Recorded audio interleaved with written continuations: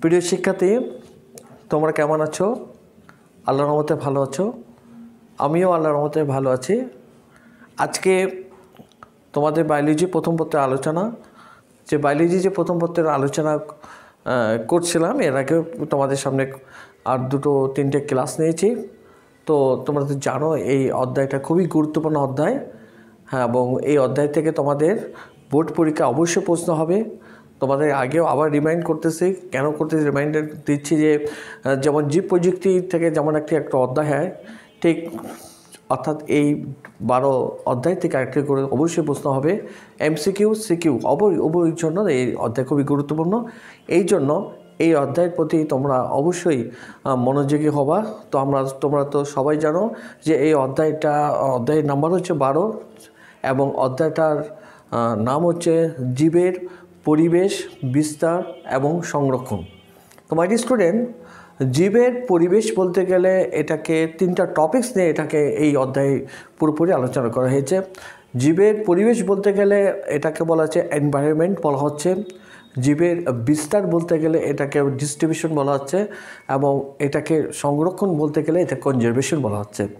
তো জীবের পরিবেশ সম্পর্কেও আলোচনা করা হচ্ছে, এবং এই জীবে যে বিস্তার রয়েছে, বিভিন্ন বায়োম রয়েছে, সেই বায়োম সম্পর্কেও কিন্তু একটা আলোচনা রয়েছে প্লাস, এবং এই জীব বৈচিত্র্য কীভাবে সংরক্ষণ করা যায়, কীভাবে উদ্ভিদ গোষ্ঠীকে সংরক্ষণ করা যায়, কীভাবে প্রাণী গোষ্ঠীকে সংরক্ষণ করা যায়, অর্থাৎ জীব বৈচিত্র্য অর্থাৎ বায়োডাইভার্সিটিকে কীভাবে সংরক্ষণ করা যায়, সেই সম্পর্কে কিন্তু এই অধ্যায়ে তোমাদের সামনে আলোচনা আমরা করবো আর কি।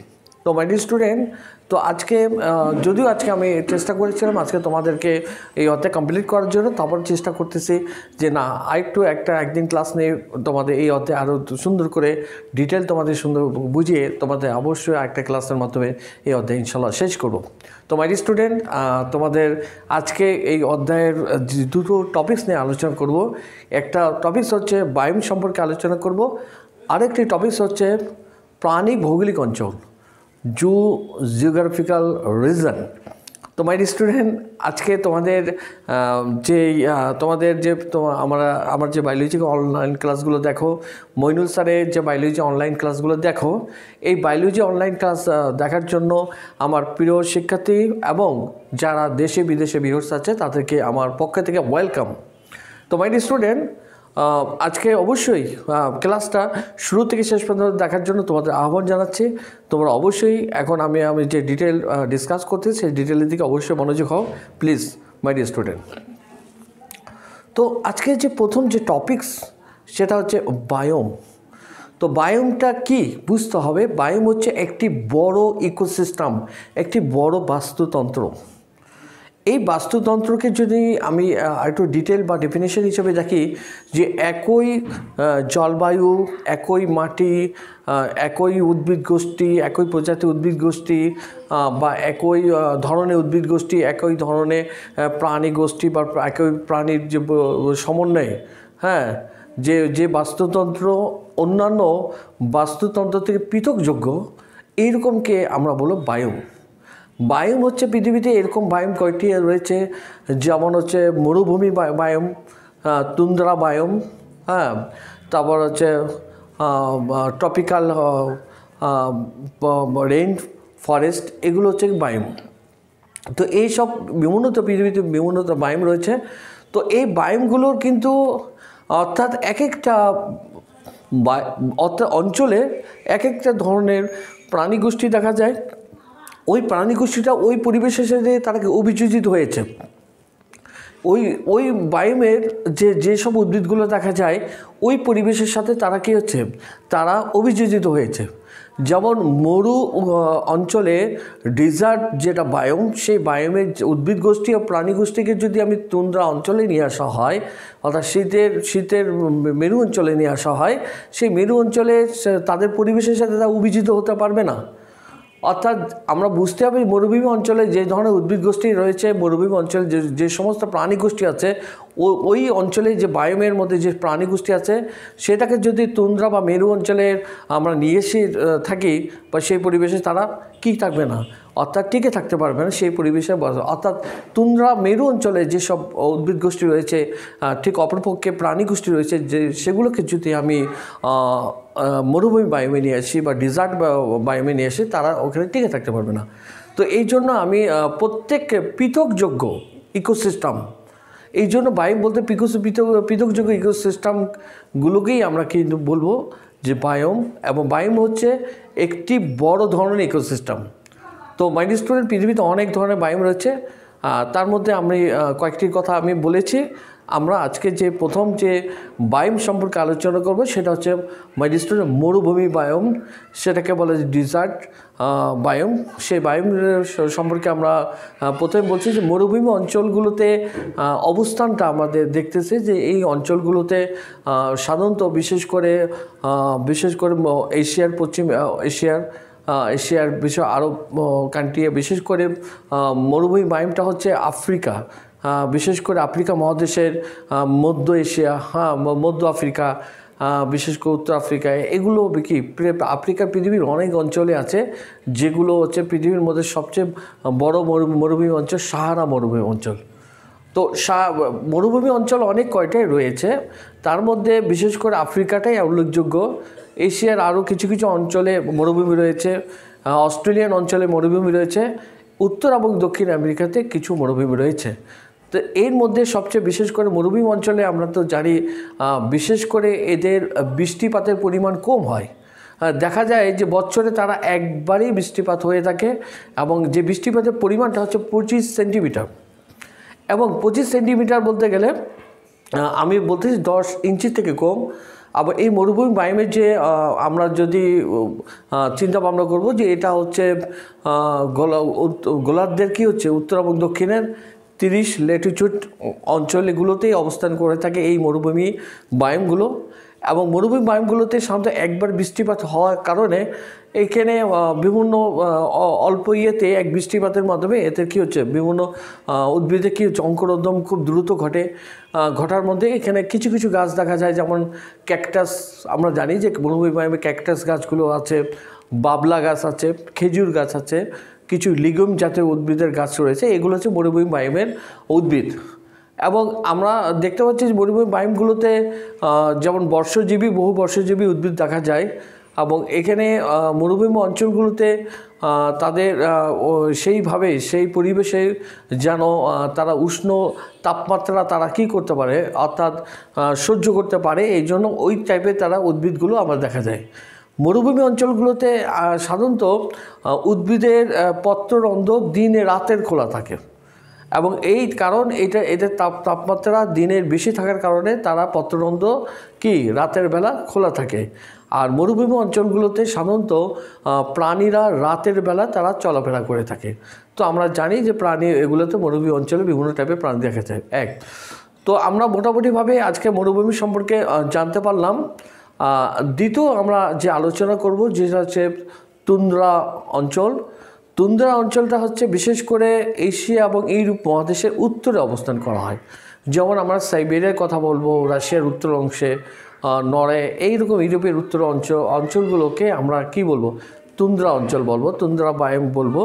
এই তুন্দ্রা বায়োম অঞ্চলগুলোতে সাধারণত বৃষ্টিপাত তো একদমই হয় না, পরিমাণ একদমই কম, যেটাকে আমরা বলবো 10 সেন্টিমিটার থেকেও কম, এবং কি 5 ইঞ্চির থেকেও কম হয়ে থাকে। তো এখানে বৃষ্টিটা ওইভাবে হয়ে থাকে না, কারণ এত বেশি শীত থাকে, বৃষ্টিটা সাধারণত তুষারপাতের মতন হয়ে থাকে। সাধারণত এদের তুষার দিয়ে বরফাচ্ছন্ন দিয়ে পুরো মাটিটা কী হচ্ছে, এদের ভূপৃষ্ঠগুলো কি ঢেকে থাকে। সাধারণত দেখা যায় যে গ্রীষ্মের যে শুরুতে এরা সাধারণত 6 থেকে 8 সপ্তাহ থাকে, যেটা গ্রীষ্ম, এবং যে গ্রীষ্মের অল্প শুরুতে কিছু উদ্ভিদের অর্থাৎ বৃষ্টি হয়, উদ্ভিদের জন্মলাভ করে থাকে, এবং এখানে খুব কম বড় বৃক্ষ পরিমাণ দেখা যায় না, কারণ কিছু কিছু উদ্ভিদ দেখা যায়, কারণ এই বিশেষ করে তুন্দ্রা অঞ্চলে উদ্ভিদ গোষ্ঠীর মধ্যে সাধারণত মস বা লাইকেন জাতীয় উদ্ভিদগুলো বেশি দেখা যায়। কারণ এখানে এই মস বা লাইকেন জাতীয় উদ্ভিদকে ভক্ষণ করে এক ধরনের রেনডিয়ার মস, হরিণ, বলগা হরিণ। এবং বলগা হরিণের প্রিয় খাদ্য হচ্ছে মস, যেটা ক্লাব মস বলা হয় থাকে। তো এইটাকে আমরা বিশেষ করে ভক্ষণ করে থাকে। এবং তুন্দ্রা অঞ্চলগুলোতে আমরা দেখি যে এই অঞ্চলে সাধারণত মেরু ভাল্লুক, ক্যাকটাস এগুলো দেখা যায়। বিশেষ করে বিভিন্ন প্রাণীগুলো দেখা যায় যেগুলো হচ্ছে অন্যান্য অঞ্চলে দেখা যায় না। তো আমরা তুন্দ্রা অঞ্চল সম্পর্কে কিছুটা আমরা ধারণা পেলাম। তো প্রথমে ধারণা পেলাম মরুভূমি বায়ম, তারপর ধারণা পেলাম তুন্দ্রা বায়ম। 3 নম্বর আরেকটা কথা বলে, যেটাকে বলা হচ্ছে seasonal rain, tropical rain forest আর কি। তো ট্রপিক্যাল রেইন ফরেস্টটা হচ্ছে সবচেয়ে বৃষ্টিপাতের পরিমাণ বেশি, সারা বছর বৃষ্টিপাত হয়ে থাকে, যেখানে 250 থেকে 500 সেন্টিমিটার বৃষ্টিপাত হয়ে থাকে, 100 ইঞ্চি থেকে 180 ইঞ্চি পর্যন্ত বৃষ্টিপাত হয়ে থাকে। তো এটা কোথায় বেশি, এটাকে আমার ধারণা দেখো বিশেষ করে আমেরিকা, উত্তর আমেরিকা, দক্ষিণ আমেরিকা অঞ্চলগুলোতে আমরা এই ধরনের দেখতে পাই। বিশেষ করে দক্ষিণ আমেরিকার মধ্যে ব্রাজিল এই ট্রপিক্যাল রেইন ফরেস্টের মধ্যে সবচেয়ে উল্লেখযোগ্য স্থান হচ্ছে আমাজন অববাহিকা। তো এই আমাজন অববাহিকা, এটা সারা বছর বৃষ্টিপাত হয়। সারা বৃষ্টিপাতের কারণে এখানে সাধারণত বৃক্ষগুলো অনেক বড় আকৃতি হয়ে থাকে। যেমন বৃক্ষের আকৃতি প্রায় 60 মিটারের থেকে বেশি হতে পারে, এবং বৃক্ষগুলো এত বড় হয়ে থাকে যেমন এখানে দেখা যায় যে অন্ধকার, বিশেষ করে বন জঙ্গলে, বিশেষ করে নিচের দিকে, মাটির নিচের দিকে অন্ধকারচ্ছন্ন দেখা যায়, কারণ সূর্যের তাপমাত্রা নিচে পৌঁছতে পারে না, এত বড় বড় বৃক্ষ দেখা যায়। তো এইটা বিশেষ করে এই অঞ্চলে বিভিন্ন ধরনের প্রাণী বসবাস করে থাকে, কারণ বৃষ্টিপাতের পরিমাণ বেশি, তারপর উদ্ভিদের অঙ্কুরোদ্গম হয়ে থাকে।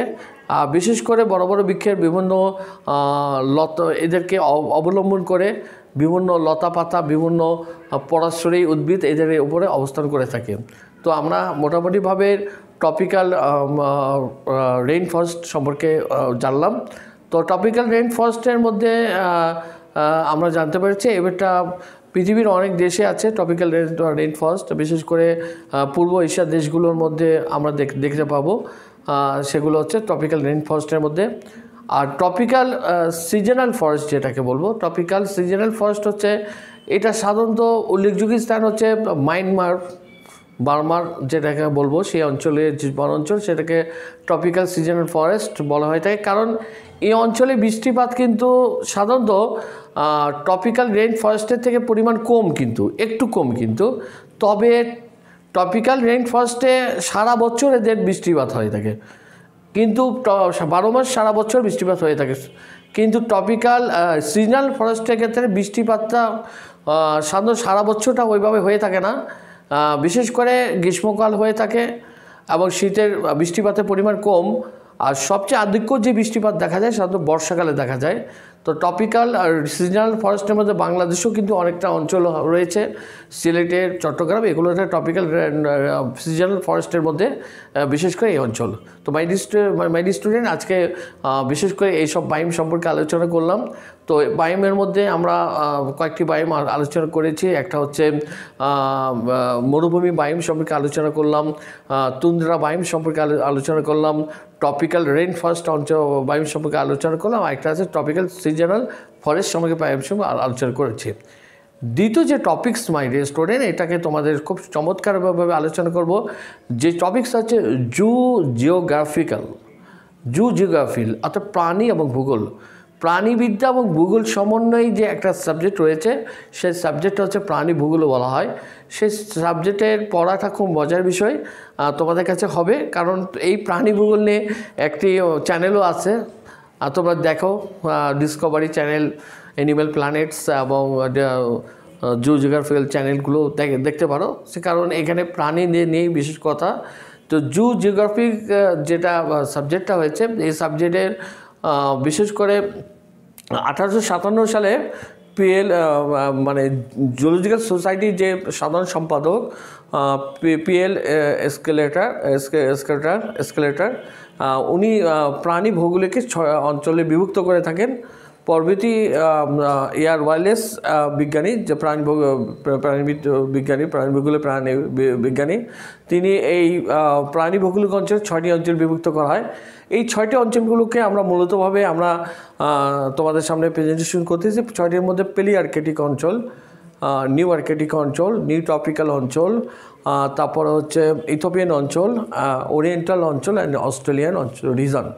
এই রিজনগুলো হচ্ছে মাই স্টুডেন্ট প্রাণী প্যালিআর্কটিক অঞ্চলগুলো হচ্ছে বিশেষ করে এশিয়া মহাদেশের উত্তর অংশে, বিশেষ করে নেপালের উত্তরে, চীনের উত্তর অংশে, চীন, জাপান, রাশিয়া, সাইবেরিয়া এবং সমগ্র এশিয়ার উত্তর অংশ এবং বিশেষ করে ইউরোপের উত্তর অংশ থেকে এটাকে বলা হচ্ছে প্যালিআর্কটিক অঞ্চল। নিউ আর্কটিক অঞ্চলের সাথে উত্তর আমেরিকা, মেক্সিকো, এগুলো নিউ আর্কটিক অঞ্চল। আর বিশেষ করে নিউ ট্রপিক্যাল অঞ্চল হচ্ছে মধ্য আমেরিকা এবং দক্ষিণ আমেরিকা। এগুলো যেসব কয়েকটা দেশ রয়েছে সেগুলো বিশেষ করে ব্রাজিল, এটাও কিন্তু নিউ ট্রপিক্যাল অঞ্চলের মধ্যে পড়ে। আর আরেকটা হচ্ছে ইথিওপিয়ান অঞ্চল, বিশেষ করে সমগ্র সাহারা বলতে গেলে আমরা আফ্রিকাকে আমরা বলবো ইথিওপিয়ান অঞ্চল। ইথিওপিয়া তাদের মধ্যে দেশ একটা ইথিওপিয়ান অঞ্চল।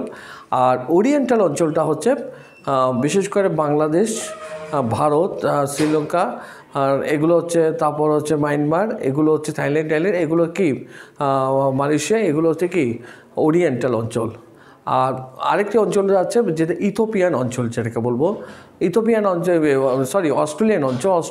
অস্ট্রেলিয়া মহাদেশে অস্ট্রেলিয়া, নিউজিল্যান্ড, তাসমানিয়া, এগুলো কি অস্ট্রেলিয়ান রিজনের মধ্যে পড়ে। তো মাই ডিয়ার স্টুডেন্ট, আমরা কিন্তু যে টপিকস আমাদের বইতে আলোচনার বিষয় হচ্ছে 6টি অঞ্চলের মধ্যে একটি অঞ্চল সম্পর্কে আমাদের আলোচনা করেছে। এই অঞ্চলে বিশেষ করে এন্ডেমিক ফনার কথা আমি বলবো, বিশেষ করে ওরিয়েন্টাল অঞ্চল, কারণ আমাদের দেশটা ওরিয়েন্টাল অঞ্চলের মধ্যে। ওরিয়েন্টাল এন্ডেমিক ফনা বলতে গিয়েছে, যেমন এন্ডেমিক ফনা আছে যে একটা নির্দিষ্ট প্রাণী ভৌগোলিক অঞ্চলে একটা প্রাণী মনে করো অন্য অঞ্চলে দেখা যায় না। যেমন আমি রয়্যাল বেঙ্গল টাইগারের কথা বলি, যেন ওরিয়েন্টাল অঞ্চলে বাংলাদেশ, ভারত, এগুলোকে যে ধরনের বাঘ দেখা যায় রয়্যাল বেঙ্গল টাইগার পৃথিবীর অন্যান্য 5টি অঞ্চলে দেখতে পাবা না। তুমি দেখবা প্যালিআর্কটিক অঞ্চল, নিউ আর্কটিক অঞ্চল, নিউ ট্রপিক্যাল অঞ্চল, এগুলো অঞ্চলে কি ওই ধরনের বাঘ দেখতে পাবা না। তুমি চিতা বাঘ দেখতে পারবা, নেকড়ে বাঘ দেখতে পারবা, বিভিন্ন অঞ্চলগুলো বিভিন্ন ধরনের বাঘ দেখতে পারবা। কিন্তু এই যে আমাদের এন্ডেমিক ফনামারকে একটা নির্দিষ্ট অঞ্চলের নির্দিষ্ট প্রজাতি, এটা অন্য অঞ্চলগুলোতে এন্ডেমিক অন্য মানে প্রাণী ভৌগোলিক অঞ্চলে দেখা যাবে না। এটা হচ্ছে এন্ডেমিক ফনা। তো এন্ডেমিক ফনার মধ্যে আমাদের বিশেষ করে ওরিয়েন্টাল অঞ্চলে কিছু এন্ডেমিক ফনার কথা আমি বলবো, যেমন রয়্যাল বেঙ্গল টাইগার, যেটাকে বলা হচ্ছে প্যান্থারা টাইগ্রিস, ভারতীয় হাতি এলিফ্যান্ট ইন্ডিকাস, এখানকার যে বিশেষ করে মানে সরীসৃপের মধ্যে নাজা, তারপরে হচ্ছে আমাদের এখানকার যে প্রিয় পাখি যেমন দেখা যায় দোয়েল পাখি, কপসিকাস স্যালুরিস, তারপরে এগুলো হচ্ছে কি এই অঞ্চলে কি এন্ডেমিক ফনা, যেটা পৃথিবীর অন্যান্য অঞ্চলগুলোতে আমরা পাবো না। কই মাছ, যেটাকে অ্যানাবাস টেস্টোডিনিয়াস, এগুলো হচ্ছে এই অঞ্চলে ইত্যাদি হচ্ছে কি এন্ডেমিক ফনা। তো এগুলো হচ্ছে বিশেষ করে আর কুমিরের মধ্যে যেটাকে বলবো ক্রোকোডাইলাস, এগুলো হচ্ছে কি এই অঞ্চলে এন্ডেমিক ফনা। তো মাই ডিয়ার স্টুডেন্ট, আমরা অবশ্যই কোনো প্রাণীর যে বৈজ্ঞানিক নাম অবশ্যই জানা উচিত, এবং বৈজ্ঞানিক নামগুলো ইংরেজি লিখতে হয় এবং জেনাস বড় অক্ষরে, স্পেসিফিক ছোট অক্ষরে লিখতে হবে, এবং বৈজ্ঞানিক নাম লেখার নিচে দাগ দিতে হবে। এটাকে আমরা বলতে হবে। অনেক সময় ওরিয়েন্টাল অঞ্চল এন্ডেমিক ফনাগুলো কি তোমাদের এমসিকিউর মধ্যেও আসতে পারে, তোমাদের হয়তো কিছু অনুধাবনমূলকের মধ্যেও আসতে পারে, কিছু 2টা বা 4টি এন্ডেমিক ফনার নাম বা বৈজ্ঞানিক নাম আসতে পারে। এটাও তোমরা একটু পড়ে নেবে, দেখে নেবে আর কি। তো মাই ডিয়ার স্টুডেন্ট, আজকে এই টপিকস নিয়ে তোমাদের সামনে আলোচনা করলাম, একটি বায়োম সম্পর্কে আর আরেকটি সম্পর্কে জিওগ্রাফিক্যাল অঞ্চল প্রাণীভূগোল সম্পর্কে। তোমরা অবশ্যই এই পড়াটা বাসায় তোমাদের পাঠ্য বইটা দেখে ভালোভাবে আয়ত্ত করবা এবং এই পড়াগুলোর প্রতি অবশ্যই মনোযোগী হবে। এইটা তোমাদের প্রতি আহ্বান থাকো। সবাই ভালো থাকো, সুস্থ থাকো, এই বলে আজকে আমার বায়োলজি অনলাইন ক্লাস শেষ করলাম। আল্লাহ হাফিজ।